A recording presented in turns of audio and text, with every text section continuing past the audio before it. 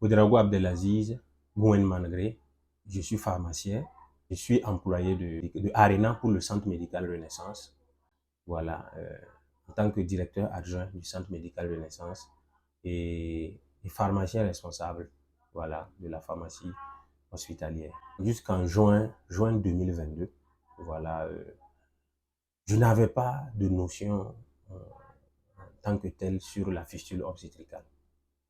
Mais c'est quand j'ai approché ce centre, voilà, cette association, en juin 2022, voilà, pour voir ce qu'ils font. Et initialement, c'était vraiment pour apporter un soutien, voilà, pour mieux organiser l'aspect pharmacie, la gestion des intrants, des consommables, des médicaments au sein de cette association à travers le Centre médical Renaissance.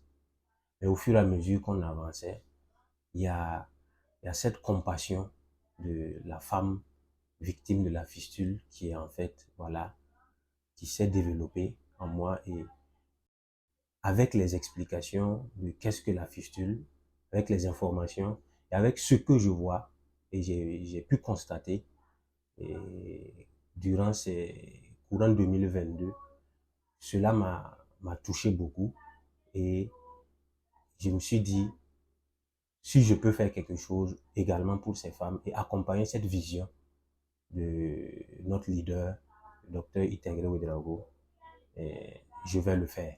Les difficultés, en tout cas, ça ne manque pas, vu que c'est la gestion du personnel, des êtres humains, c'est encore plus difficile que de gérer les médicaments. Surtout la gestion des femmes.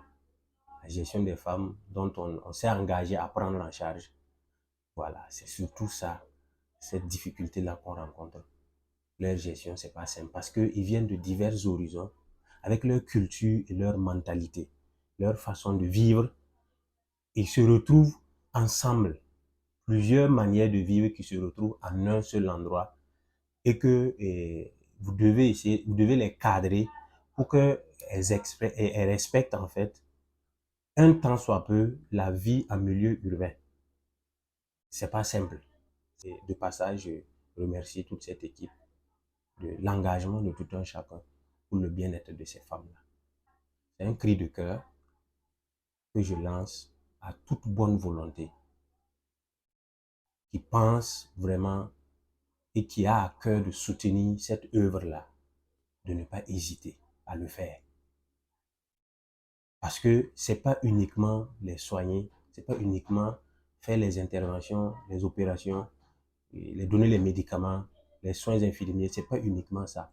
Mais il y a l'aspect psychosocial également qui est en jeu. Toute bonne volonté, que ce soit des personnes qui veulent souvent venir s'entretenir avec nos femmes pour les encourager, les remonter. Le moral, nous sommes ouverts.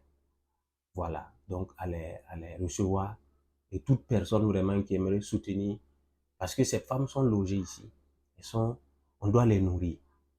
Et ça également, qui est un aspect où toute bonne volonté peut intervenir pour leur prise en charge. Voilà mon dernier mot et pour cela, merci.